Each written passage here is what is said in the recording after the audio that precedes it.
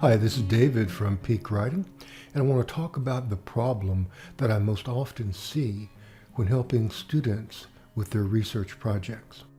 And that problem is this. You get your topic, but after you have that topic, what next? How do you go about conducting research on that topic? And the answer is with a research question. With a research question, you now have a direction to your research and a focus for finding all of the things that you need to find. Okay, let's take a look at a quick, simple technique that I often give for this problem. First, what is a research question? It's a one-sentence question about your topic that gets answered with your research. Let's unpack that a little bit. First, research. There's a big difference between search and research. A search looks for one answer to a specific question. What's the speed of light? Not a problem. Should take us about the speed of light to find out that answer. However, when researching, you're looking for multiple answers to one question. Here's an example. Does a service dog improve life for cancer patients? A quick Google search provides an answer in about 3 seconds. But now let's turn that into a research question. In what ways does a service dog improve life for cancer patients? That question requires research. But even before diving into the research, you should be able to predict a list that will guide your research. Way number 1, it improves. Way number 2, way number 3. In other words, you now know that you'll be looking for ways in your research. Your research now has a direction. You know exactly what you'll be looking for about the use of service dogs in medicine. Here's another example. How much did world population grow in the 20th century? The answer is just a Google away. About 7 billion. Case closed, paper over. But now let's turn that into a research question that generates a list. What fueled world population growth in the 20th century? That question requires research. It requires a list that must be researched. Factor 1 that influenced the growth, factor 2 that influenced the growth, factor 3. This list means that we know exactly what to look for, the factors that influence world population during that time period. And sure enough, as we begin researching, we quickly discover the 3 main factors. Advances in medicine, factor 2, advances in sanitation, factor 3, advances in nutrition. Moreover, you also in your research are discovering multiple advances that were made in medicine, multiple advances in sanitation and nutrition. Covering just one set of those advances might be all you can manage in your 6 to 10 page paper or whatever length it is. In other words, you started out with a strong initial direction. And now your research has made it clear you need to narrow the question. This is both natural and expected. In this case, we would focus either on the advances in medicine or in sanitation or in nutrition. So we revise our initial question. What advances in medicine influenced world population in the last century? Now your list would be medical advance number 1, medical advance number 2, medical advance number 3. Now on the other hand, there may also be times when you need to broaden your question.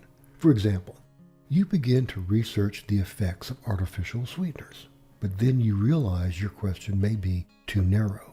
How did aspartame affect postmenopausal women in the 1980s who suffered from migraines? So let's broaden that research question to, how does aspartame affect women who suffered from migraines? Now you'll have a much easier time finding answers about effect number 1 of aspartame, effect number 2, effect number 3. Narrowing or broadening the original research question should be an expected part of your research process. Okay, time for a quick review. How would you revise this bad research question into one that must be answered with a list? Does online writing advice have any effect on adult students?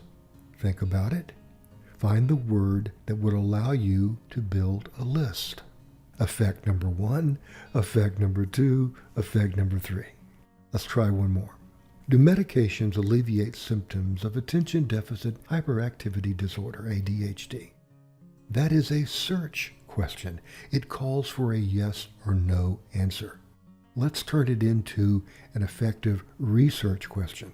How effective are medications in treating symptoms of ADHD in high school students?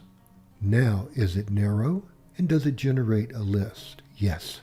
Effectiveness of medication 1, effectiveness of medication 2, effectiveness of medication 3. So, to summarize, a good research question generates a list of answers. As you implement this strategy, be sure to avoid these 3 traps. Number 1, the unanswerable question. These are questions like, how can humans be so cruel to each other? Is man inherently good or evil? Well, God only knows. But if we changed it to, what are the leading causes of murder in the U.S.? We now have a list of factors to research. Cause number 1, cause number 2, etc. Trap number 2, avoid the opinions. In other words, if you ask a question like, which national park is the best? That would result in an opinion paper, not a research paper. However, if you want to really research national parks, try this question. What features do the most popular national parks have? And now you see the word that can help you produce a list. Feature number 1, feature number 2, feature number 3. Third trap, avoid why questions. Why questions do not always elicit clear and specific answers. Why do some companies continue to pollute the water despite regulations? Well, now you have to look at motives. So turn that kind of why question into a what or how question. Now let's end with this quick checklist. First, is it approved? After you've generated your topic and research question, make sure that your instructor, thesis advisor, or committee members approve of your research question. And make sure you have this approval before diving into your research.